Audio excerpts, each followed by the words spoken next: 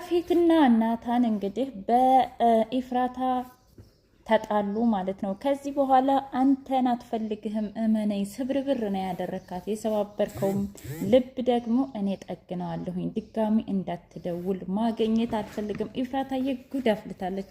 ከዚህ በኋላ እንደውም ከፈለክ አሳስረው ናታንን፣ አልፈልገውም፣ እሱ ከሃዲና በጣም ወራዳ ሰው ነው ብላ እንግዲህ እምቢ ዘራፍ አብዝታለች። እውነት ለመናገር ማለት ነው።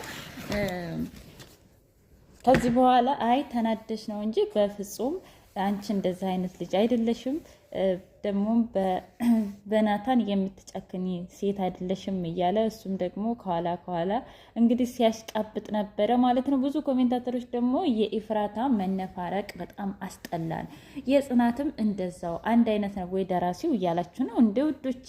እውነት ለመናገር ኮሜንት ላይ እስኪ ያስቀምጡልኝ። አንድ ሰው የተሰጠውን ገጸ ባህሪ ነው የሚተውነው እንግዲህ ማለት ነው። ስለዚህ እናንተም በህይወታችሁ የሆነ ሰው አስቡት እስኪ። ይች ልጅ ለብዙ አመታት ተደብቃለች። እናቷ እንደጣለቻት፣ እንደገና ደግሞ እናት አባት ወንድም እህት የለኝም ብላ እያሰበች እነሱን እያፈላለገችበት ባለች ሰዓት፣ ነገር ግን አንድ ሴትዮ መታ ለብዙ አመታት ቤታችሁ ተቀምጣ ከዛም በኋላ የሆነ ሰዓት ደግሞ እያወሩ ከዛ እኔ እኮ ልጇ ነኝ፣ ይሄኛው ልጅ ደግሞ ናታን ደግሞ እንግዲህ ከበፊት ማጀምራ ቤተሰቦችን እንድታፈላልገኝ ብላ ቃል ገብቶላት ነበር። እሱ ደበቃት። ከዛም ደግሞ እናቷ ሳትነግራት እነሱ እያወሩ ተሰማ እና ያን ህይወት ያንን ነገር ወደ ራሳችሁ ብታመጡት ምን ያህል ልባችሁ ይሰበራል። ምን ያህል እንደ አንዳንዴ እኮ ወደ ራሳችን ማንጣት አለብን። ዙሮ ፊልምን የምናየው ልንማርበት ነው ከዛ ነገር አይደል? የሆነ ትዕግስተኛ ገጸ ባህሪ ከተሰጠ ከዛ ነገር ትዕግስተኝነትን ለመቀበል ነው። ለሰው መስዋዕት ለመክፈል ከሆነ ደግሞ ለሰው ልጅ መስዋዕት ለመክፈል ከዛ እንማርበታለን ማለት ነው። ስለዚህ ኢፍራታም እኔ በኢፍራታም መሆን አልፈርድም፣ በጽናትም አልፈርድም ማለት ነው። የተሰጣቸውን ገጸ ባህሪ ነው የሚተውኑትና ኢፍራታ ለብዙ አመታት ተደብቃ፣ ነገር ግን አሁን እናቷም እንግዲህ ጎኗ ሆና ስታባብላት በችግሯ ጊዜ እንደውም ከሁሉም ጠበቃ ስትቆምላት የነበረችው እናቷ ሆና ስትገኝ ምን ያህል ልብ ይሰብራል። ከምንም በላይ ነው። እንደ ያው እሷ የሆነች ናት። እኔ ብሆን ራሴ አጠፋለሁ። አስቡት እስኪ። እንግዲህ ናታን ከዚህ በኋላ ይቅርታ አታደርግልኝም በፍጹም ብሏል። እውነት ነው፣ ይቅርታ ማድረግ የለብሽም ኢፍራታ ማለት ነው። ሰላም ውድና የተከበራችሁ የቻናሌ ቤተሰቦች እንዴት ናችሁ? ሁሉ ሰላም፣ ሁሉ መልካም። እኔ እግዚአብሔር የተመሰገነ ይሁን ሰላም ነኝ። ለዚህ ቻናል አዲስ የሆናችሁ ሰብስክራይብ፣ ላይክ፣ ሼር፣ ኮሜንት በማድረግ ቤተሰብ የሆኑ ነበር ቤተሰቦች ደግሞ ስለምትከታተሉኝ ከልብ አመሰግናለሁ። ኧረ አይዲያው ቆንጆ ነው። ተው ዩቲዩብ ካምፓኒው ሸርተው እና ውዶችዬ እንግዲህ እውነት ለመናገር እኔ ትናንትና በጣም አዝኛለሁ ማለት ነው። ቤዛ ሁሉንም ነገር ለምን አትናገሩም እያለች ነበረ ማለት ነው። ለምን አትናገሩም ምንድን ነው እያለች ከዛም በኋላ እንግዲህ ቤዛ መጣችና ቆይ እኔ የምላችሁ ኢፍራታን እኮ አይቻት ነበረ ወደዚህ ስትገባ ምን ብላ ገኒ ራሷን ስታወደቀች። ከዛም በኋላ ምን እየተካሄደ ነው? የኢፍራታን ስም ሳነሳ እንደዚህ ክፍሏ ናት እንዴ?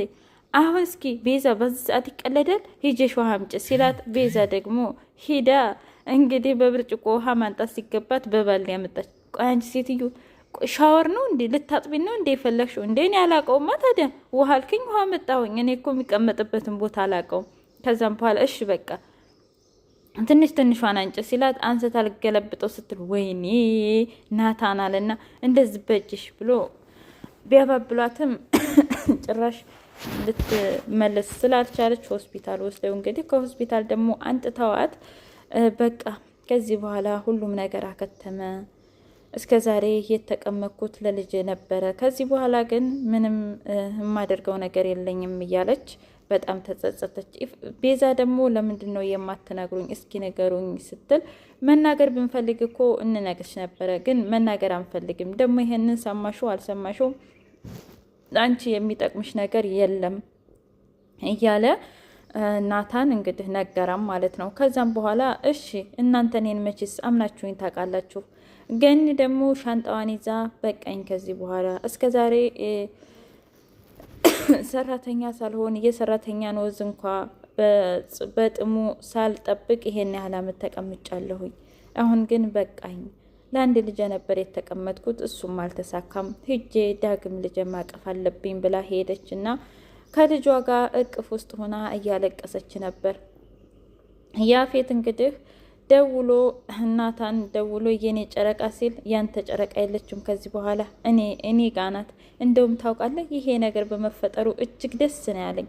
እንደዚህ ስብርብር እንዳደረካት እኔ ግን አፍርሼ መልሼ ጠግናታለሁ አለው። አንተ የሰይጣን ቁራጭ ሰይጣን፣ አንተ የት ታውቃለህና? ኧረ እባክህ እኔ አንተ ነሃ የምታውቀው፣ አርፈህ ብትቀመጥ ይሻልሃል እየተባሉ ቃላቶች ሲወዛወዙ ነበረ። እሷ ደግሞ ተወኝ እባክህ ያፌት፣ እኔ ከአፈር ነው የተገኘሁት፣ ተወኝ ብትለውም እሱ ግን በፍጹም አልተውም። የኔ ጨረቃ ምን ሆነሽብኝ ነው? የኔ ጨረቃ የኔ ንግስት ነው እንጂ የኔ ንግስት ምን ሆነሽብኝ ነው? ምን አገባህ አንተ? ምንስ ብሆን እስኪ ንገረኝ፣ ምንስ ብሆን ምን አገባህ? እንደውም ከዚህ በኋላ ሁላችሁንም የፈለከውን ነገር ማድረግ ትችላለህ፣ አያገባኝም፣ አይመለከተኝም እያለች ነበረ። ሻወር ቤት ገባችና ከዛ ወይኔ እንደዛ ቃል ገብተህልኝ ነበር፣ እንደዛ ብዙ ነገር አድርገህልኝ ነበር፣ ብዙ ነገር ብለኸኝ ነበር። ቆይ እኔ ምን አጥፍቼ ነው? ምን አድርጌህ ነው በዚህ ልክ እንደዚህ የበደልከኝ? እያለች በጣም እያለቀሰች ነበረ። በፊት ያላትን ሁሉ እያስታወሰች እናትስ እንዴት በልጇ እንደዚህ ትጨክናለች እያለች ነበር። በሌላ በኩል እንግዲህ ሉሊት ከውጭ ላይ ቀጭቃ እያለች ስትመጣ እዚህ ደግሞ ተቀባብታ ልፕስቲኳን በሙሉ ለቢኒ ስትል ቅብት ብትብላ ስትወርድ፣ ከዛም በኋላ ተገናኙና ሳቀችባት። ቆይ ምን ያስቅሻል? ማለቴ እንደዚህ ተኳኩለሽ የትከጅ ነው ፍቅረኛሽ ጋር? አረ ደግሞ አኳኳሉን እንኳ አልቻልሽበትም። ማለቴ ልፕስቲኩን አንቺ ምን አገባሽ? ቆይ እስኪ ንገሪኝ። ምንም እኮ በቃ አንቺ የሆነ ሰው ዘንጦ ምናምን አምሮባችኋል ማለት ያምሻል አይደል? እኔማ ልነግርሽ ነበር። ግን ታውቂያለሽ የሆነ ነገር ይሰማኛል። ምንድን? በቃ አንቺን ሳይሽ ልቤ ውስጥ የሆነ የታፈነ ነገር ይሰማኛል ስትል ምን ብላ ድንብርብር ብላ ገባች። ከዛም በኋላ ናታን ዝም ብሎ በመስኮት አሻግሮ ያያል። ከዛ ቤዛ መጣችና ምን እያሰብክ ነው? አሁንም እዚህ ነህ አይደል? እስኪ ነገረኝ። በቃ እሷ እኮ አትፈልግህም። ባትፈልገኝም እንኳ በቃ ግን እዚህ ስሆን ሰላም ይሰማኛል። አይ ቆይ በዚህ ልክ ምን ብታረጋን ነው ግን እንደዚህ እንትን ያላችሁት? አንተም ገነትም። አይ እሱን ተይው እባክሽ። በአሁኑ እንኳ ይቅርታ በፍጹም እንደማታደርግልኝ ያውቃለሁ። ደግሞም ትክክል ናት አለ። ቆይ ምንድን ነው ትክክል ያልሆነችው? ምንድን ነው ትክክሉስ? አልገባኝም። ተይው ባታውቂው እኮ ይሻላል። ገኒ ደወለችና እስካሁን ድረስ ምንም ወሬ የለም የኔ ናታን አለችው። አረ የለም ገንዬ፣ እኔም ጨንቆኛል። አይ በቃ ታውቃለህ ልጅን አንድ ጊዜ እንኳ ባቀፍኳት፣ አንድ ጊዜ እንኳ ሁሉንም ነገር በነገርኳት፣ ከዛ በኋላ የፈለገችውን ውሳኔ ተወስን ነበረ አለችው። አይ አሁን እኮ ያለችው ያፌት ጋ ነው። በፍጹም ማገኘትም ሆነ እሷ ካልፈቀደች በስተቀር መውጣትም ሆነ መሄድም አይቻልም። እዛ ሰይጣን ቁራጭ ቤት ናት እያለ እያወራ ነበር። ቢንዬ በጣም ግራ ተጋብቶ እንዲሁም ደግሞ ዳግምም አይዞሽ እማዬ እያሉ ግራ ተጋብተዋል። ከዛ ደወለችና ቆይ አንተ ግን አይደብርህም? በሰላም ገባሽ አትለኝም? ደግሞ ስለምንድን ነው ያልደወልከው አለችው። እባክሽ ግን እኮ በጣም የሆነ ችግር ውስጥ ነበረች እና ለዛም ነበረ። እና ታዲያ ቢሆንስ ለምን ሰላም ገባሽ አይባልም? በቃ እስቲ በቃ ሶሪ ምናምን ሲላት፣ በቃ አንድ ታሪክ ማውራት አለብን፣ አንድ ታሪክ አውራኝ እሺ አለችው። እሺ ብሎ ታሪኩንም እየተረከላት ነበረ። ከዛም በኋላ አንድ ባለ ሀብት ነበረ እና አንድ ድሃ ነበረች። እሷ ባለ ሀብት ነበረ፣ እሱ ድሃ ነበር። እሷ ደግሞ ባለ ሀብት አገባችበት። ምክንያቱም ድህነቱን ንቃ። ግን የሆነ ሰዓት ላይ እሱ ሀብታም እሷ ደግሞ ድሃ ሆነው ተገናኙ እና ያ ሀብታም ብላ ያገባችው ባሏ እዚህ ድርጅት ውስጥ እኮ ነው ተቀጥሬ የሰራሁት የምሰራው እያለ ሲነግራት በጣም ተሸማቀቀች። አየሽ ህይወት ለአንዱ ዝቅ ናት። ነገር ግን ዛሬ ከፍ ብለሽ ነገ ዝቅ ማለትሽ አይቀርም፣ ዛሬ ዝቅ ብትይም ነገ ከፍ ማለትሽ አይቀርም እያለ ሲያወራት ነበር። ታውቃለህ፣ እሷ ግን በጣም ጨካኝና አረመኔ ናት እያለች ነበረ። አይ እሱን እንግዲህ ለባለቤቱን ተወው እያለ ታሪኩን ሲያወራት ነበረ። ከዛ ያፌት አረ ምን ሆነሽ ነው ታይ ንገሪኝ ቢላት ምንም አይመለከትህም፣ አልናገርም፣ እንደ እናንተ አውሬ የለም